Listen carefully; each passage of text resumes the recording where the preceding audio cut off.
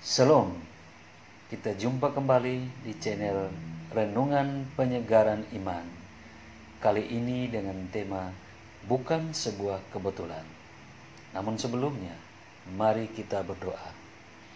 Tuhan Yesus yang baik, kami mau merenungkan firman-Mu saat ini. Berkatilah kami. Amin. Dasar firman Tuhan kali ini terambil di dalam Efesus 1 ayat 4-6. Sebab di dalam Dia Allah telah memilih kita sebelum dunia dijadikan, supaya kita kudus dan tak bercacat di hadapannya. Dalam kasih Ia telah menentukan kita dari semula oleh Yesus Kristus untuk menjadi anak-anak-Nya sesuai dengan kerelaan kehendak-Nya, supaya terpujilah kasih karunia-Nya yang mulia yang dikaruniakannya kepada kita di dalam Dia yang dikasihinya. Di sebuah tabloid rohani pernah ditulis bahwa pada bulan Januari tahun 1947 ada seorang gembala yang bernama Juma memutuskan untuk memanjat sebuah tebing yang tinggi untuk mengambil beberapa ekor kambingnya yang berada di tebing itu. Ia tidak menyangka kalau ia akan terlibat dalam suatu penemuan arkeologi terbesar di abad ke-20. Sewaktu melihat dua celah kecil dari salah satu dari ribuan gua yang memenuhi tebing yang mengarah ke pantai sebelah barat laut dari Laut Mati, Juma melempar batu ke salah satu celah yang ada, dan timbullah bunyi pecahan tak terduga mengejutkannya. Kemudian diselidikilah gua itu oleh sepupunya, dan akhirnya ditemukan 7 buah bundelan yang terbungkus kain kehijauan akibat terlalu tua usianya. Belakangan diketahui bahwa di antara ke-7 gulungan tersebut berisi sebagian kitab Yesaya dan nubuatan-nubuatannya, serta tafsiran dari 2 pasal pertama kitab Habakuk.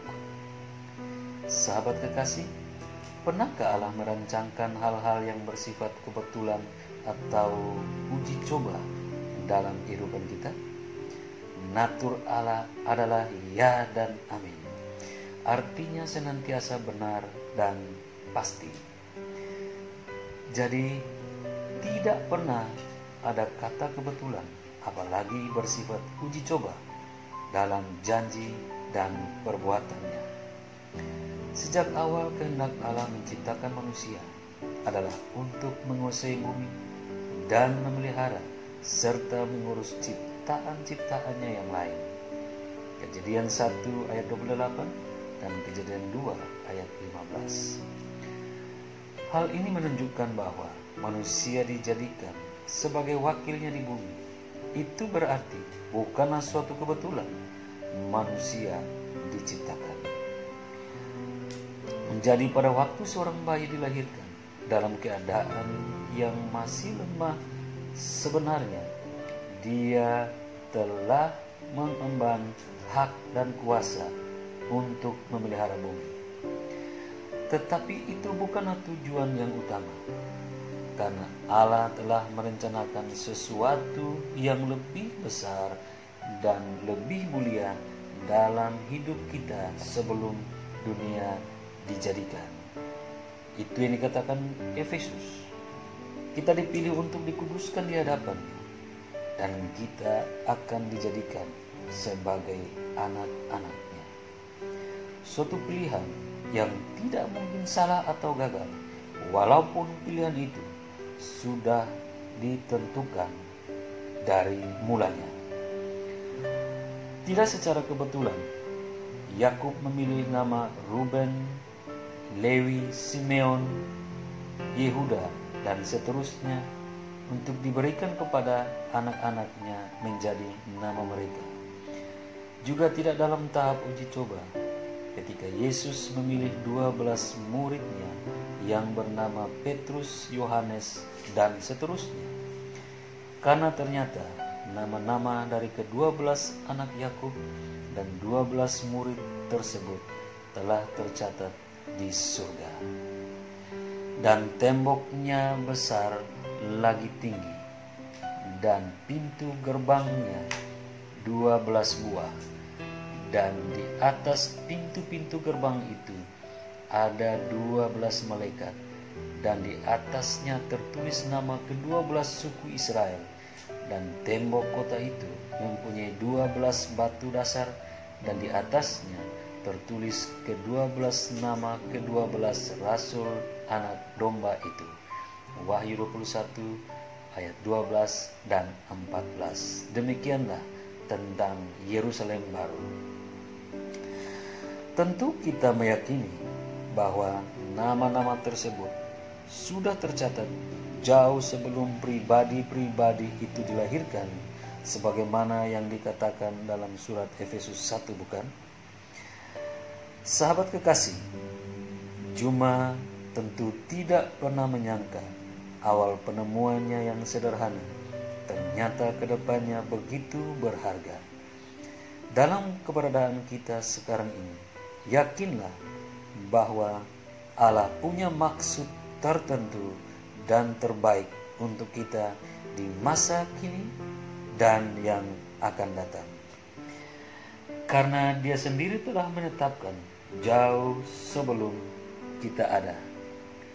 Sebelum aku membentuk engkau dalam rahim ibumu, aku telah mengenal engkau, dan sebelum engkau keluar dari kandungan, aku telah menguduskan engkau. Aku telah menetapkan engkau menjadi nabi bagi bangsa-bangsa. Yeremia 1 ayat 5. Memang mungkin tidak menjadi nabi besar seperti Yeremia, tapi setidaknya sejak lahir kita semua telah Allah tetapkan atau memberikan misi yang terindah untuk diemban. Karena itu pergilah, jadikanlah semua bangsa muridku, dan baptislah mereka dalam nama Bapa dan Anak dan Roh Kudus, dan ajarlah mereka melakukan segala sesuatu yang telah kuperintahkan kepadamu, dan ketahuilah, aku menyertai kamu senantiasa sampai kepada akhir zaman. Matius 28 ayat 19 sampai 20. Sahabat kekasih, karena itu, apapun yang ditemui tanganmu, kerjakanlah itu dengan sungguh-sungguh, tulus dan setia, dalam keyakinan bahwa pekerjaan atau pelayanan itu kita terima dari Tuhan. Dan jauhkanlah pikiran yang mengatakan bahwa ini hanyalah sebuah kebetulan. Sebab di dalam Tuhan tidak ada yang kebetulan.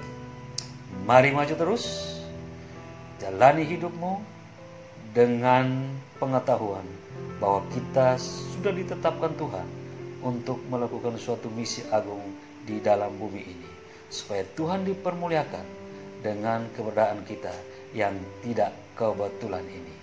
Amin. Tuhan memberkati.